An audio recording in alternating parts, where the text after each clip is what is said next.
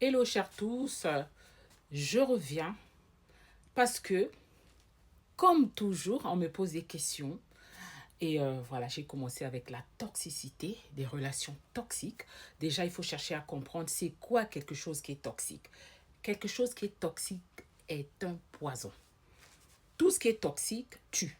C'est le poison. Donc, quand on parle de relation toxique, ça veut dire que c'est une relation empoisonnée. Empoisonnée. Donc, ça veut dire que si tu vis avec une personne qui est toxique, c'est une personne qui va t'empoisonner. Et quand on a le poison, on meurt. Donc, les gens croient que la relation toxique, c'est seulement là où on on se donne des coups. Non.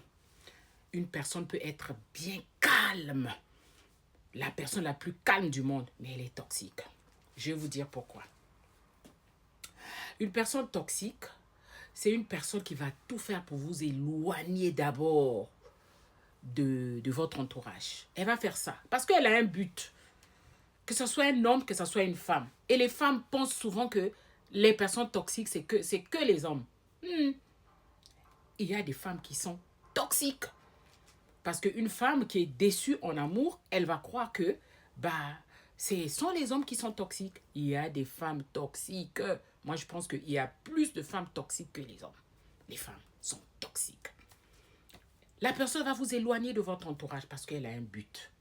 Deux, la personne va vous rabaisser tout le temps. Elle va vous dévaloriser. C'est pas une personne qui parle, hein? Elle va tout faire. Elle va vous dévaloriser. Quel que soit ce que vous faites dans la vie pour elle, elle va chercher à vous montrer que c'est pas bien ce que tu fais. Elle va taper, cogner dessus jusqu'à ce que tu arrêtes, que tu chutes. Là, la personne, elle est contente. Ça, c'est une personne toxique. Trois, c'est une personne qui est dans la culpabilité. À chaque fois, c'est seulement toi qui as tort. Tu as tort, tu as tort, tu as tort. Vous savez, à chaque fois, quand on vous accuse toujours de quelque chose, on est en train de vous empoisonner. D'accord. Après, c'est quoi? C'est une personne qui vous oblige à faire des choses que vous n'avez pas envie de faire. C'est-à-dire qu'elle va vous obliger de faire des choses pour lui, pour elle plutôt, que à son intérêt. Et lui, il ne fait jamais rien. Lui, il ne fait jamais rien. Il est là, enfin, je vais te parler de la personne. La personne est là juste pour son intérêt. Voilà. La personne ne voit jamais votre intérêt, que d'abord son intérêt. Ce sont des personnes hypocrites. Des personnes qui sont avec vous. Vous ouvrez la porte à la personne. Vous faites du bien à la personne, mais la personne est là juste pour son intérêt. Quand vous souffrez, vous mourrez, vous pleurez, vous êtes dans les émotions, ce n'est pas son problème. Et souvent, des personnes comme ça, c'est à ce moment-là que tu es dans la souffrance qu'elles se frottent les mains. Hein. Ça dit qu'il n'y a pas d'amour, il n'y a rien. La personne n'est pas touchée par vos émotions, votre souffrance. Non. Parce qu'elle pense avoir atteint son but. Ou bien, qu'est-ce qu'elle va faire? Elle va vous manipuler. Elle va vous manipuler. Il y a aussi, en fait, je disais, oui, il y a des personnes qui sous-estiment justement vos émotions. Pense ça à la légère.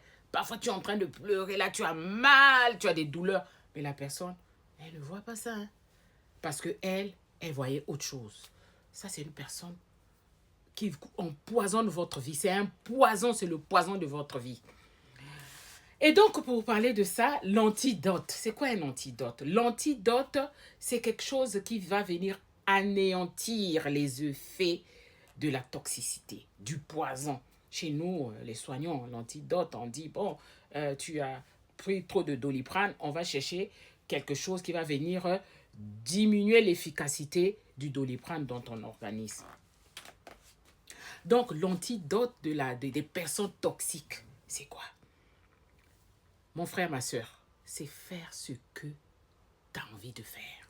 Commencez par ça. C'est-à-dire zapper la personne. Ne calcule pas la personne. Ça, c'est l'antidote contre le poison, ce poison-là qui est la toxicité. Fais ce qui te plaît. Fais ce qui te plaît. Commence par ça. Voilà pourquoi je disais tout à l'heure. Et arrête de faire semblant. Fais ce qui te plaît. Reste dans la joie. Moi, je suis une chrétienne. Je ne le cache pas. La joie du Seigneur est ma force. Voilà pourquoi il faut arrêter de juger les gens. Faut pas juger les gens. Il y a des personnes qui ont subi. Hein. Il y a des personnes qui cherchent, qui fabriquent leur joie. Donc moi, je te conseille, si tu es dans une relation toxique, commence à zapper la personne.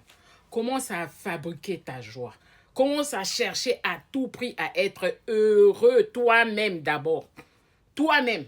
Parce que les personnes toxiques, elles vont te dire que ce que tu fais, c'est pas bon. Ah, t'as mis une perruque, c'est pas bon. Ça, c'est quoi? C'est dévaloriser la personne. Pendant ce temps, elle peut mettre, elle peut faire ce qu'elle veut. Et toi, tu ne dis rien. Manipulation, toxicité. Non, mais attends. Dans tout ce que nous faisons, toi, ce que tu vois chez l'autre, tu vois que c'est mauvais. Mais tu ne sais pas que ce que toi, tu fais là, l'autre aussi trouve que c'est mauvais. Mais pour toi, tu veux que chez toi, ça prime. Voilà. Et chez l'autre, tu vois toujours le mal, le mal, le mal. Les gens font leurs choses peut-être pour chercher leur joie. Et tu ne sais pas. Attention aux personnes toxiques. Et donc, c'est ça. L'antidote des personnes toxiques, tu sors, tu te fais belle. Fais-toi belle pour toi-même. Fais-toi beau pour toi-même. Je parle aussi des hommes. Parce qu'il y a beaucoup de femmes toxiques. Frère, fais-toi beau. Fais-toi beau. Habille-toi, sors. Sors. Ne va pas faire n'importe quoi. Mets-toi en valeur. Mets ton costume. Mets ta chemise. Si ce n'est pas le costume, sois propre. La dernière fois, j'ai parlé de la propreté, de l'hygiène corporelle. Montre que tu es capable de vivre sans cette personne-là. C'est ça, l'antidote des personnes toxiques. C'est ça, il faut le faire.